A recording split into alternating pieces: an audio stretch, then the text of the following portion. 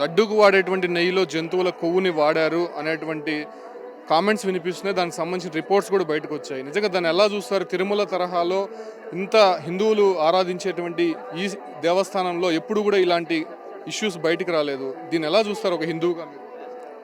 అది చాలా sad news అండి. హిందూస్ అనే కాదు, వేరే క్రిస్టియన్స్ వేరే రిలీజియన్స్ ఎవరన్నా యాక్సెప్ట్ చేయలేరు. ఇది యాక్సెప్టబుల్ కాదు.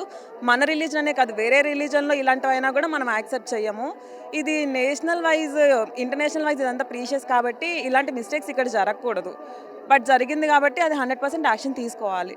ఇంకెప్పుడు రిపీట్ అవ్వకుండా. ఏంటి లడ్డు క్వాలిటీ టేస్ట్ చేశారా? గతంలో ఎలా ఉండేది? ఇప్పుడు ఎలా ఉంది? ఏమైనా డిఫరెన్స్ కనిపిస్తుందా? 100% డిఫరెంట్ కనిపిస్తుందండి. చెప్పాను కదా, ఆల్రెడీ 2 ఇయర్స్ బ్యాక్ మేము వచ్చినప్పుడు లడ్డూ డిఫరెన్స్ ఇలా ఉండేది కాదు. సైజు కూడా కొంచెం తక్కువ ఉండేది అండ్ టేస్ట్ కూడా మాకు క్లియర్‌గా అనిపించింది. మెయిన్ అన్నప్రసాదం టేస్ట్ అయితే చాలా డిఫరెన్స్ అండి. అప్పుడు రైస్ అస్సలు బాగుండేవి కాదు.